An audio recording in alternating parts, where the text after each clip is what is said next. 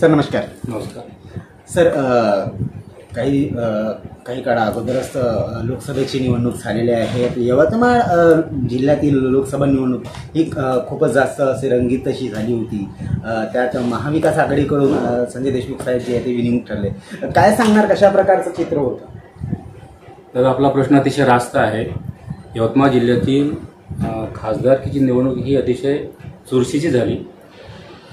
याचं कारण हे आहे की यावेळेस उमेदवार हे आमचं टार्गेट नव्हतं.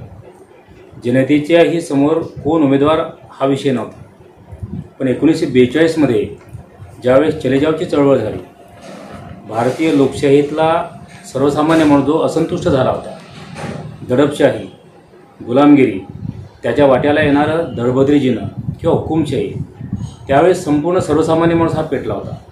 आणि राष्ट्रपिता महात्मा गांधींनी प्रत्येक व्यक्तीला नेतृत्व प्रदान केलं होतं.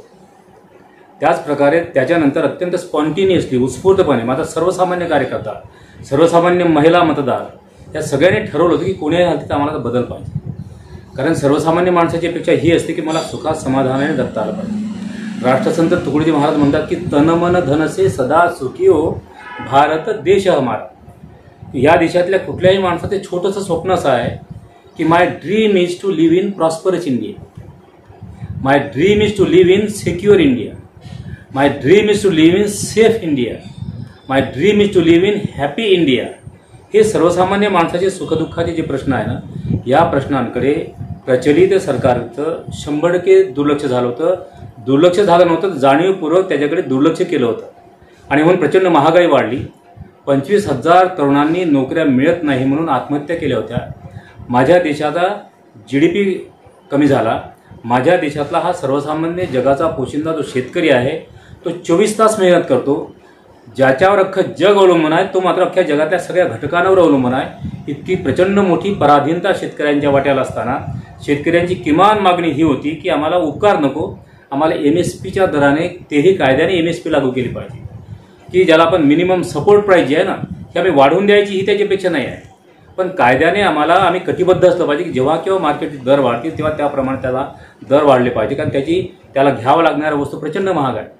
त्याला मजुरी महाग आहे, मजूर खूप महाग झालेला आहे, इन्सेक्टिसाईड महाग झालेला आहे, फर्टिलायझर महाग झालेलं आहे, सीड महाग झालेला आहे, लेबर महाग झालेले आहे, त्याला लुटणारे खूप मोठ्या संख्येने वाढलेले आहे. आणि शेतकरी इतका प्रचंड चिडला होता की ज्याच्यामुळे त्याने स्वतःचा प्रचंड मोठा रोष या प्रचलित सरकारच्या, विद्यमान सरकारच्या विरोधामध्ये मत देऊन तो प्रकट केला. आणि मग आमचं टार्गेट हे होतं की या देशातला नेता, लोकशाहीचं मंदिर हे राज्यकर्त्यांच्या आणि नेत्यांच्या सक्षम खांद्यावर उभं असतं. तो नेता कसा असावा? तो नेता निर्भीड असावा पहिल्यांदा, तो नेता निर्दोष असावा, तो नेता निशंक असावा, तो खऱ्या अर्थाने म्हणजे निस्पृह नेता असावा, तो निर्मळ पण नेता असावा. पण हे सगळे सद्गुण, नेत्याचे सद्गुण सध्याच्या सरकारच्या नेतृत्वाच्या अंगी न दिसल्यामुळे किंबहुना हुकुमशाही, मी म्हणेल तो कायदा, कोणालाही सोबत घ्यायचं नाही. आणि एखाद्या गौरी लंकेशसारखी पत्रकार, माझ्या देशाच्या लोकशाहीचा चौथा स्तंभ, त्याची आधारभूत घटक म्हणजे गौरी लंकेश मारली गेल्यानंतर सुद्धा त्याच्याविषयी खंत तर व्यक्त होत नाही. पण एखाद्याने ती जर त्याला काय म्हणतो आपण पोस्ट शेअर केली तर ती आम्ही शेअर करावी, ही अशा अत्यंत दुर्दैवी बाब आमच्या राज्यकर्त्याकडून घडत गेली. परिणामी आमचा सर्वसामान्य माणूस हा असंतुष्ट झाला.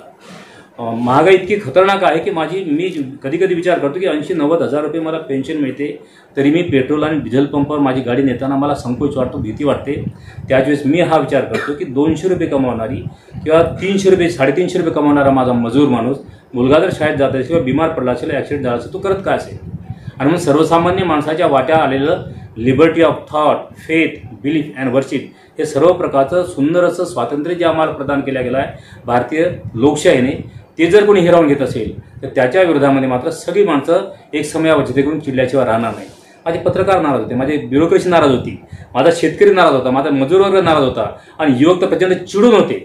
आणि आम्ही राज्यकर्ते म्हणून जेव्हा आदरणीय नेते या देशातले आदरणीय मोदी साहेबांसारखं मोठं नेतृत्व, पंडित जवाहरलाल नेहरू, लालबहादूर शास्त्री, महात्मा गांधी, राहुल गांधी, सोनिया गांधी, ममता बॅनर्जी, शरदचंद्र पवार, जे कोणी विरोधी पक्षातील लोक असतील त्यांची प्रचंड बदनामी करण्याचं हे जे षडयंत्र म्हणण्यापेक्षा त्याला पण द्वेष भावना जी आहे ना ही मात्र उचित नाही. प्रत्येकाला स्वतःच्या पक्षामध्ये राहून स्वतःचा पक्ष विकसित करणं, त्या पक्षामध्ये मिळालेल्या पोझिशनच्या आधारे लोकांची भली मोठी कामं करणं हे आम्हाला अपेक्षित असतं. आणि म्हणून कोणाला वाईट म्हणून आम्ही मोठे होत नाही, कोणाचे दोष दाखवून काय आम्ही सद्गुणी होत नाही. आणि म्हणून आमच्या यवतमाळ जिल्ह्याची लोकसभेची जी निवडणूक आहे ना, ती अतिशय चुरशी झाली, उत्स्फूर्तपणे झाली. आम्ही तर जात होतो, आम्ही तर डोर टू डोर गेलो, घरोघरी गेलो. काका आहे, मामा आहे, मावशी आहे, भाऊ आहे, बहीण आहे. कुठल्याही प्रकारचा उद्वेग न व्यक्त करता, कधी न चिडता, अत्यंत संयमाने शांततेने आमचं टार्गेट संजय देशमुखांच्याही पेक्षा या देशातला नेता जर अँटी डेमोक्रेटिक व्हॅल्यू जपत असेल किंवा न्याय, स्वातंत्र्य, समता, बंधुत्व, मानवता, शेजाधर्म, कणव, प्रेम, सहकार्य, बंधुभाव या प्रजासत्ताक भारताची नैतिक मूल्ये जी तुमच्या आमच्या सोयीची आहे, हिताची आहे, ती जगवणारी आहे, ह्याचा जर खून होत असेल तर मग मात्र असा नेता आम्हाला कोणालाही नको आहे. अशा प्रकारची सर्वसामान्य माणसाची भूमिका होती. आणि म्हणून कोणी कितीही पैसे वाटप केले असेल, अलीकडे पैशाचा प्रचंड मोठा पूर येऊ लागलेला आहे. पैशाच्या बळावर आम्ही कोणालाही विकत घेऊ शकतो, अशा प्रकारचा अत्यंत उद्दामपणा माझ्या राज्यकर्त्यांच्या मनात निर्माण झाला आहे. कोटेशन सांगायचेच झाले तर असा कसा तो आमदार म्हणून निवडून तुला मी पाहून घेईन, तुला मी पाडल्याशिवाय राहणार नाही, माझ्याकडून पाऊस जर येत नसेल तर मी काय करू, अशा प्रकारची उद्दाम आणि गर्विष्ठ जी लोकं आहे ना, या लोकांना, या लोकशाहीत जगणाऱ्या आमच्या लोकशाहीचा केंद्रबिंदूच आमचा लोक आहे, आमचा मतदार आमची देवता आहे. आणि त्या मतदारांनी आम्हाला खरं धडा शिकवलेला आहे. पैशाच्या बळावर माझ्या 7 येणार, 10 येणार, 20 येणार, काँग्रेसचं काहीच येणार नाही. म्हणून ABP माझाला मी 3 दिवसापूर्वी सांगितलं होतं की त्यांनी कितीही आकडे सांगू, माझी इंडिया आघाडीची किमान 30 लोक महाराष्ट्रामध्ये निवडून आल्याशिवाय राहणार नाही, असं मी स्वतः बोललो होतो. हा माझा अकारण माझा अंदाज नव्हता हा, पण मी घराघरामध्ये जाऊन लोकांची मतं जाणून घेऊन आम्ही ओळखत होतो. आणि कधीकधी सगळ्यात सुंदर भाषा जर कोणती असेल ना, अत्यंत सुस्पष्ट आणि जी विश्वासार्ह भाषा आहे ती शरीराच्या हावभावाची भाषा आहे. तुमचा चेहरा सांगतो की तुम्ही माझ्यासोबत आहे की नाही आहे, माझे बंधू माझ्यासोबत आहे की नाही आहे, त्यांचा चेहरा सांगतो की he is with me or not. आणि म्हणून अशा प्रकारे लोकांचे चेहरे मला वाचता आले आणि तेव्हाच मी ठरवलं की yes we can get victory. तेव्हा अशा प्रकारचं सुंदर यश माझ्या खरं तर ते शिवसेनेचे होते. माझ्या मतदारसंघात 20-25% शिवसेनेचे लोक होते, 70 ते 80% काँग्रेसचेच लोक होते. पण काँग्रेसची माणसाची सैराट सुटली होती. लाख काय हो, पण माझा लोकशाहीचा मर्डर करणारा नेता माझ्या देशाला नको आहे. आणि मग सगळ्या लोकांनी सुंदर मतदान केलं. वास्तविक मशीनमध्ये बदमाशी झाली. माझ्याच यवतमाळ जिल्ह्यामध्ये BJPच्या लोकांनी जे काँग्रेसचे लोक ॲश्युअर जे मतदार होते ना, ते तिकडे अडवले.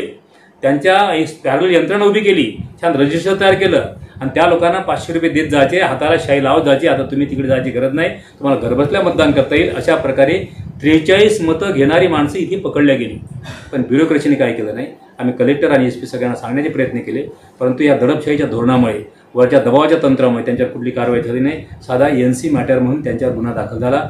तरीही आम्हाला खात्री होती, म्हणजे जिथे आचारसंहितेत 100% उल्लंघन होत आहे त्यांना सांगितलं की आम्हाला आंदोलन करायचं, आमचा धरणे आम्हाला नोंदवायचा, आमचा प्रोटेस्ट आम्हाला व्यक्त करायचा, तर आम्हाला परवानगी नाही मिळाली.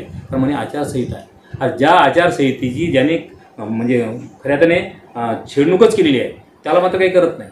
तेव्हा अशा प्रकारे हे असे कृतघ्न दिवस, अशा प्रकारे लोकशाहीचा खून करणारे काही दिवस आपल्याला सहन करायचे असतात.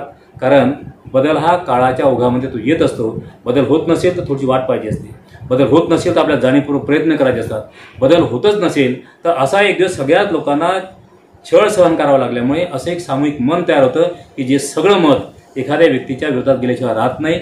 जसं हिटलरच्या अगोदर मुसोलिनी मारला गेला, त्याने लाखो लोकांची कत्तल केल्यामुळे मुसोलिनी मारला गेला आणि त्याच्याच नंतर तशाच प्रकारे किंवा त्याच्यापेक्षा खऱ्या कृतज्ञपणे काम करणारा हिटलर, त्यालाही कळलं होतं की माझा देखील एक दिवस खून झाल्याशिवाय राहणार नाही. आणि म्हणून त्याने स्वतःचा निरोप कसा घेतला माहीत आहे. त्याची सुंदर लावण्य होती, त्याची स्वतःची प्रियची होती. तिला एक दिवस 5 स्टार हॉटेलवर बोलावलं, तिच्याशी काय चर्चा करायची केली आणि तिला सायनाईड दिलं होतं. सायनाईड दिलं, त्याच्यानंतर त्यांनी स्वतःला मारून घेतलं. अशा प्रकारे स्वतःचा घात स्वतःच्याच हाताने करण्याची दुर्दैवी वेळा कुठल्याही डोळस नेतृत्वाच्या वाट्याला येऊ नये, अशा प्रकारे माझी स्वतःची शुभेच्छा आहे. आपण हे बघितलं की लोकसभाची निवडणूक अशा प्रकारे झाल्या. आता काय वाटतं, विधानसभाचे वारे सुरू झालेले आहे, रशी केस सुरू आहे, काय सांगणार विधानसभाच्या बाबतीत, काय वाटतं? मी अतिशय ऑप्टिमिस्टिक विचाराचा माणूस आहे. मला माझ्या पक्षाने 6 वेळा उमेदवारी दिली. मी 4 वेळा लगातार निवडून आलो. वसंतराव नाईक साहेबांच्या नंतर सतत निवडून मला लोकांनी दिलं. मी निवडून आलो नाही, मला लोकांनी निवडून दिलेलं. त्याच्यानंतर मी 2 वेळा पराभूत झालो. एक वेळा 42,000 मतांनी पराभूत झालो. त्याच्यानंतर माझा पर्टिक्युलर माझा विचार करत असेल तर नंतर 9-9.5 हजारांनी मला पराभूत व्हावं लागलं. तर हे यश अपयश चालत राहतं, परंतु पराभव म्हणजे काही कायमस्वरूपीचं तुमचं अपयश नव्हे. तुम्हाला आशावादी राहिलं पाहिजे. मी यावेळेस प्रचंड आशावादी आहे.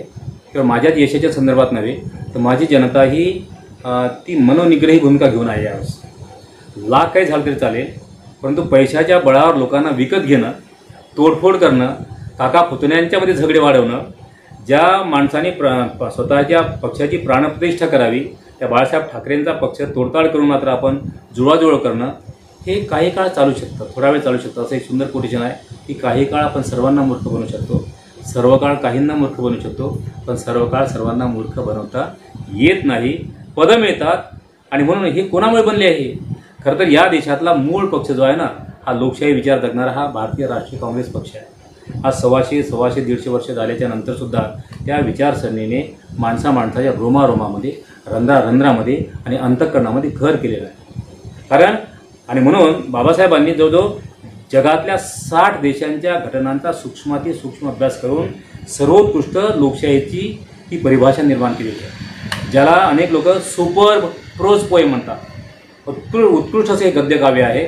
आणि मग त्या गद्यकाव्यामध्ये या गद्यकाव्याचं कौतुक करताना जगातल्या 119 देशांनी मान्य केलेलं आहे की जगातली सर्वोत्कृष्ट लोकशाही कोणती असेल ती भारतीय लोकशाही आहे. त्या भारतीय लोकशाहीचा एक छोटासा कार्यकर्ता म्हणून मी असणं मला प्रचंड अभिमान आहे.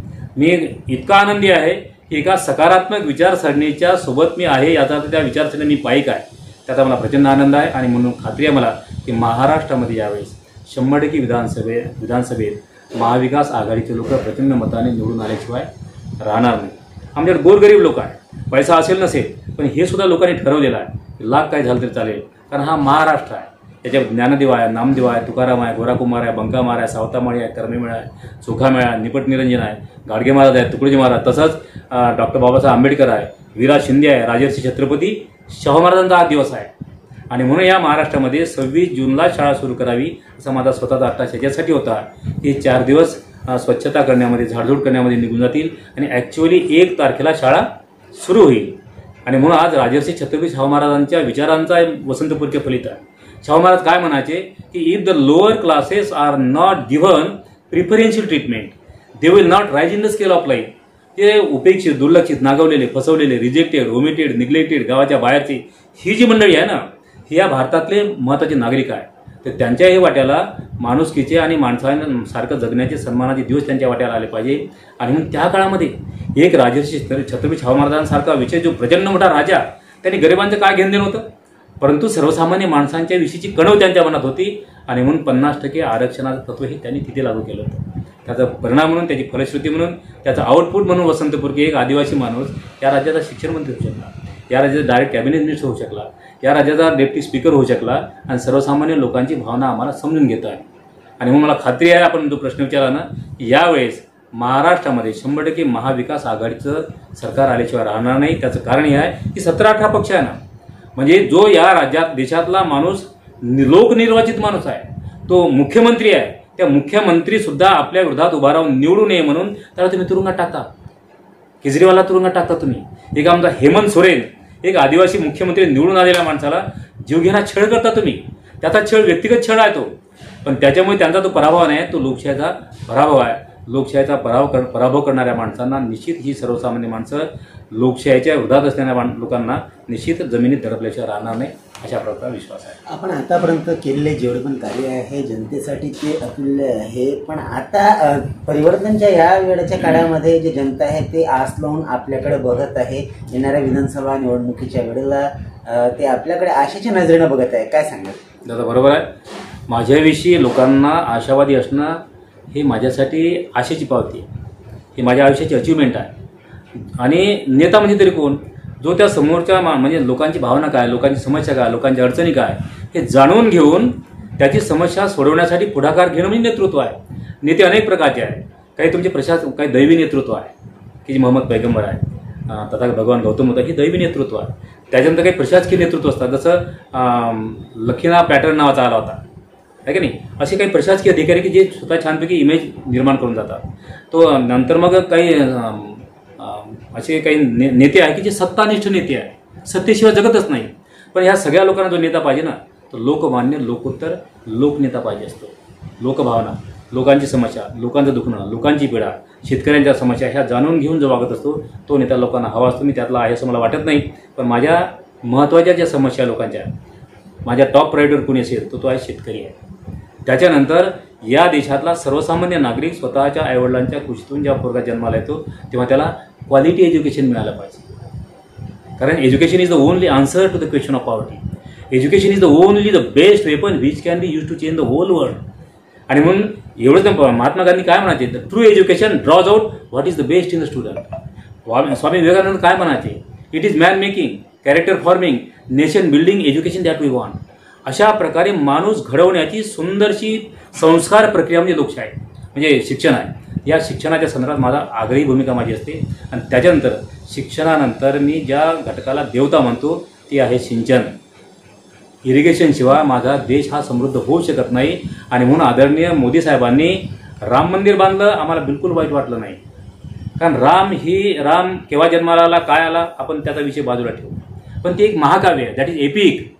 आणि त्या महाकाव्याचं पहिलं वैशिष्ट्य की अतिरंजितता, अवास्तव होता, पण लोकांच्या मनामध्ये एक एक व्हॅल्यू रुजवणे हे त्याचं काम होतं. परंतु पंडित जवाहरलाल नेहरूंनी असे राम मंदिरं आणि मंदिरं बांधण्यापेक्षा या देशामध्ये 4300 बिगेस्ट इरिगेशन प्रोजेक्ट बांधले. ते पंडित जवाहरलाल नेहरूंचे मानवतेची मंदिरं होती. भाकरानगर कोणी बांधलं, हिराकुंडी कोणी बांधलं, सूर्या कोणी बांधलं, आमच्या हे सगळे कोयना कोणी बांधलं, माझ्या सगळे मोठमोठे प्रकल्प कोणी बांधले. हे सगळं होतं म्हणून आज जमीन कमी होऊ लागलेली आहे, अर्बनायझेशन खूप होऊ लागलेलं आहे, लोकसंख्या प्रचंड वाढत चाललेली आहे. तरी अन्नान्न मरण्याची दशा भारताच्या वाट्याला अजूनही 20 वर्ष येणार नाही. त्याचं कारण आहे की इरिगेशन, क्रिएटेड इरिगेशन पोटेन्शियल आहे जे ना ते माझ्या देशात समृद्ध आहे, सुंदर आहे. म्हणून शिक्षण, सिंचन, शेतकरी आणि दर्जेदार शिक्षण ह्या माझ्या मूलभूत बाबी आहे. त्यातल्या त्यात मी एक आदिवासी माणूस म्हणून आदिवासी मतदारसंघाचं प्रतिनिधित्व करताना सोशली, इकॉनॉमिकली, पॉलिटिकली बॅकवर्ड जो माणूस आहे ना, तो मोस्ट बॅकवर्ड माणूस या देशातला मूळ आदिवासी आहे. सुप्रीम कोर्टाचं स्टेटमेंट आहे की या देशातला जो 5-7% जो माणूस आहे ना तो या देशातला पहिला नागरिक आहे, पहिला मालक आहे. पण तरी तो दुर्गम भागात राहतो, डोंगर दऱ्यात राहतो, काठे गोटी विंचू नद्या नाल्यांची टक्कर देतो. पायामध्ये चप्पल असत नाही, अंगामध्ये पुरेसं वस्त्र असत नाही, पोटामध्ये पुरेसं अन्न बसत नाही. पण तरी मात्र त्याच्या जमिनीचे प्रॉब्लेम सिरियस आहे, त्याच्या शिक्षणाचा सिरियस प्रॉब्लेम आहे, त्याच्या नोकरीचा अत्यंत भयानक प्रॉब्लेम आहे आणि त्याच्या अस्तित्वाचाही प्रॉब्लेम आहे. म्हणजे हजारो हेक्टर जमीन त्याच्या इलिटरेसीमुळे लोकांनी लुटलेली आहे. धरणामध्ये जमीन गेल्या तो काही बोलत नाही. इतका शोषिक आहे तो आदिवासी माणूस की त्याच्या वाट्या आमच्या मतदारसंघाचा आमदार, माझ्या मतदारसंघाचा आदिवासी आमदार यांनी भुरबा कोवेची 25 कोलाम समाजाची भुरबा कोवेची जमीन 25 एकर नॅशनल हायवेला लागून असलेली जमीन त्यांनी हडप केली बेकायदेशीर मार्गाने. मी कोर्टात गेलो, त्याला मी मदत केली, मी स्वतःचा पैसा खर्च केला आणि नॅशनल हायवेला लागून असलेली 25 एकर जमीन मी वाचवलेली आहे. तेव्हा अशा प्रकारे कुरणच जर शेत खात असेल तर मग मात्र आम्हाला सावध राहणं गरजेचं आहे. त्यांची व्यक्तिगत माझा द्वेष नाही आहे, पण एक आदिवासी माणूस जर आदिवासींचं शोषण करत असेल तर that is the tragedy of the tribal people. आणि म्हणून मी कायद्याच्या संदर्भात कोणाला इश्यूज करणार नाही. मी प्रत्येक माझ्या अधिकाऱ्यांना सांगतो की तुम्ही इलिगल वागायचं नाही, आमची इलिगल कामं करायचे नाही. आणि म्हणून माझी विनंती आहे, माझी खात्री आहे यावेळेस हमखास मला माझी जनता न्याय दिल्याशिवाय राहणार नाही. माझ्या पक्षाकडे मी उमेदवारी मागणार आहे, माझा हट्ट नाही आहे, माझी काही ठेकेदारी नाही आहे. हायकमांडने जर माझ्या उमेदवाराचा विचार केला मी छानपैकी लढणार आहे, मला लोक निवडून देणार आहे. इतपर कोणी तिकीट मागत असेल ना त्याला तिकीट मिळाली तर मी काँग्रेसचं काम करणार आहे.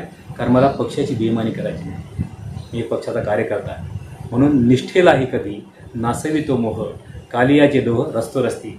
कारण निष्ठा मी जपली पाहिजे. याच्यासाठी सांगतो की माझ्या पक्षाचे लोक, माझ्या पक्षाच्या लोकांनी, माझ्या पक्षाने ज्यांच्यावर 25-25, 30-30, 40-40, 50 वर्ष घालवली आहे, ती माणसं बेईमानी करून, गद्दारी करून माझा पक्ष सोडून गेले आणि ती BJPमय झाले, सत्तामय झाले. आणि म्हणून त्याचाच क्रोध, त्याची चीड म्हणून लोकांनी दाबून काँग्रेस आणि इंडिया आघाडीला मतदान केलेलं आहे. आणि आयुष्यात मी लाख चुका करीन, पण मी ठरवलेलं आहे माझ्या छोट्याच्या 2 वेळेच्या आहे की केला करार मी तो मोडणार नाही आणि माझा पक्ष कदापि मी सोडणार नाही. झाल्याचं जर चुका तर खुशाल जेल गाठील, पण जे पळाले मी तसा पळणार नाही. ही भूमिका मी घेतलेली आहे आणि म्हणून काँग्रेस जिवंत आहे.